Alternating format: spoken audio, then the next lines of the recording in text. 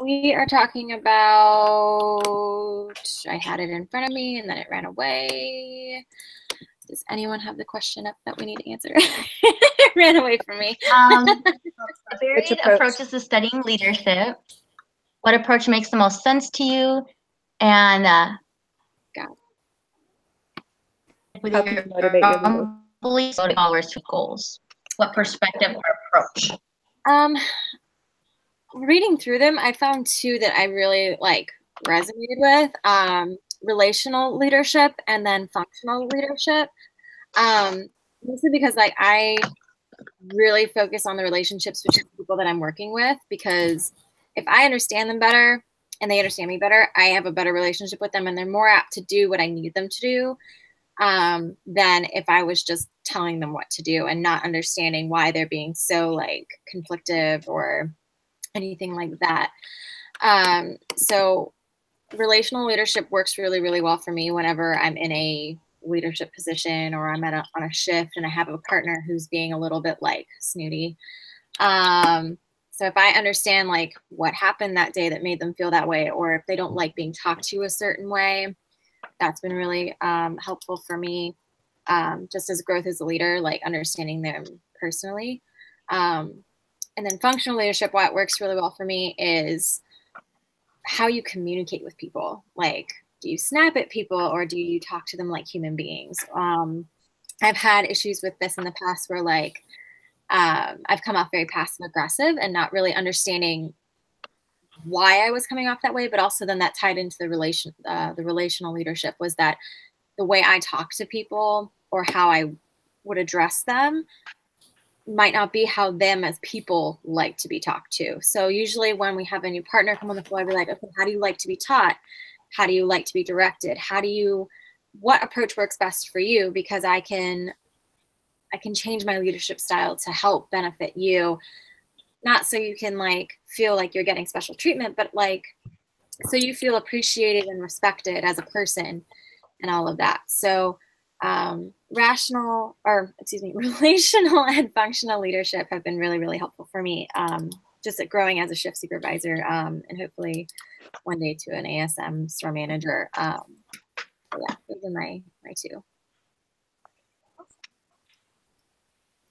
Great. All right, who would like to go next? I can go next. Okay, perfect. So the one that I chose was transformational leadership. And the thing that kind of resonated with me was a part in the book where it says that transformational leadership can bring about big differences and big changes in groups. And I just think that just kind of the way that we're going, the way people like to be led is a little bit different than maybe it was in the past. And so some of the things that I would think that to help motivate my followers to achieve their goals would be things like just to create a sense of belonging for them, ask for their ideas and their solutions to help use their creativity to make the whole group successful. Just thinking outside the box, trying things differently, being in tune with the needs of my team, so really understanding what they need to be successful so that I can give it to them. And then just being able to empower them to do the right thing and making sure that they know that the choices that they make are okay. And even if it's a mistake, it's still okay. We can fix mistakes, but at least they tried. And had they not tried, then they would never know. Maybe it could have been successful. And then just to use that to help create the passion in the work for everybody to make everything right. And yeah, that's what I got. That's awesome. For me, one thing I found was really cool about the communication approach is because for the transformational and charismatic leadership, they use charismatics as relationship builders, which is kind of a lot of us were talking about how we focus on relationships, especially. And some of the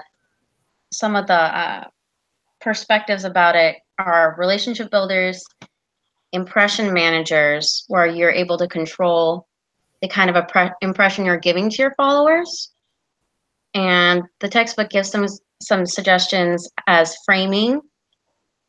So you can frame a situation you're in as one way or another, depending on the situations. You know, you could frame there's an issue in the store where the coworker as a disaster or as a learning tool, you know, as a way to learn from our mistakes. And they also give scripting as an example, as an expected way how you should guide behavior. They use dialogue and casting and direction to kind of guide people to what they're supposed to do. And they call it staging, is when you're paying attention to how performances are staged. So they pay attention to the image they want to project to their followers. And the performing is just the way you represent yourself. It's like the act we put on, so to speak, as how we show our leadership. I'm as visionaries and influence agents. So they have a goal that they want to bring everybody on task to. I feel like to be a really good leader, you have to have that vision, that shared vision that everybody wants to strive for. And I think that's it for me. Sweet. To sort of piggyback on that, I also was interested in that communication approach, mainly because it reminded me of the dramaturgical approach from chapter 1. I'm an actor, and so I love when things are framed as like scripting and staging and performing, because people do that kind of stuff a lot more than they think. They gave that example of like a first date and how people are like more or less in their dressing rooms, and then they go and they put on sort of a performance. Like you hope somebody's going to be upfront and real, but it also, you're putting your best foot forward. You're really trying to do that impression management. Like, what do I want them to think of me? And so I think charismatic leaders, I don't know if that's the approach or the perspective, but those people really care about like individualized consideration in their leadership, and being like inspirational, and making sure that people are like intellectually stimulated. People who use the like charisma approach have a really serious like command of the rhetoric that they're using, and like a way to be persuasive without coming off as like coercive, because that becomes a different type of leadership. They had a quote that I liked that was like, charisma isn't so much a gift as it is a specific form of communication. It's not like somebody was born charismatic. They have like a gift for communicating in a way that feels like transformative and gives a type of influence that, I don't know, other types of leadership don't necessarily. They just kind of talked about them having like a creative, interactive, visionary, and empowering approach, which all just sounds super positive. And I think everyone ideally would like to be able to be that kind of leader, even though they sort of say in the textbook that most people who are like the charismatic leaders are like politicians or celebrities and stuff. But I don't know, I think striving for that, even if you're not a superstar, is beneficial. Yeah, that's pretty much my thoughts on that. Those are the two approaches I liked. I think you just have Paul left, right? Yeah, of course. Thanks, Brittney. And yeah, I guess being the last, you guys all kind of touched on my favorite ones. I liked the two top ones for me were relational and transformational approach. Sorry.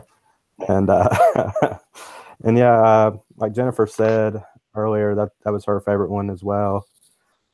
I just really liked it because for me, you know, I think we mentioned in the last one, like some leaders can kind of treat you as just like a number or just like a tool to get a job done. But this one for me really, like it goes beyond just a project, and it really just goes beyond maybe even your job title at the moment as far as like your followers go. And they're just meeting, you're going beyond basic needs, and you're just helping followers just reach their full potential. And yeah, like I said before, it's bigger. Like I felt like it was bigger than the project at hand, and it's really more about helping like an individual, like I said, reach their highest potential. And I guess my favorite thing about that, like I said, Jennifer kind of touched on it earlier, just I guess the passionate aspect of it hit me, because even like if their idea is not good or in a group or won't work, like I just love to see like they're happy to be there. They want to be there. They're excited, and I think that's a big deal for me, and it just rubs off on everybody else. So describe it. Yeah, that's kind of my thoughts on my favorite approach.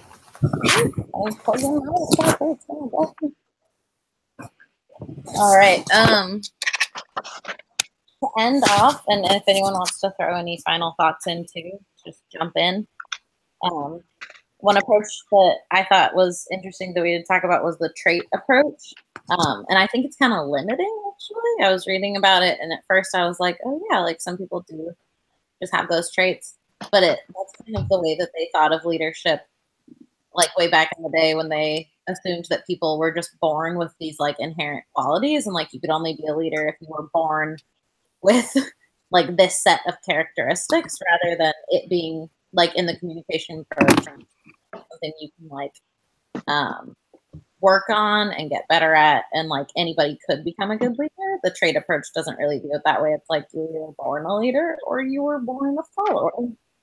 But they don't just talk about it in that framework, because I don't know, it gives the idea that if you don't just naturally have those qualities, you can't be a leader, which isn't true. I think in some cultures it's still like that, though. Like, you know, with where we live in the U.S., it's very open-minded, and there's different ways to do things. But I think in maybe some like third world countries or something, that might be their frame of mind, is that you're not born either into this family or this mindset, you're not going to go anywhere in that leadership position. That's totally true. We're pretty lucky that we aren't necessarily limited to that. Yeah. Well, and I would agree on a personal level, because growing up I was really super shy. And like if you met me when I was younger, you wouldn't have thought I would have any leadership skills at all. I could barely even talk. Like I was so shy. But over time, you know, meeting other people, like your cultural background, the way the people influence your life and the situations you're put into help you to become a better leader, whether it's by choice or not. Like over time, you can develop those skills. So I feel like I've grown a lot. But if you were to meet me when I was younger, you'd be like, that's a follower. That's not a leader. Totally. Well, we are at time. So thanks everyone for meeting up for this second discussion. Thank you, and thank you for listening. That's it.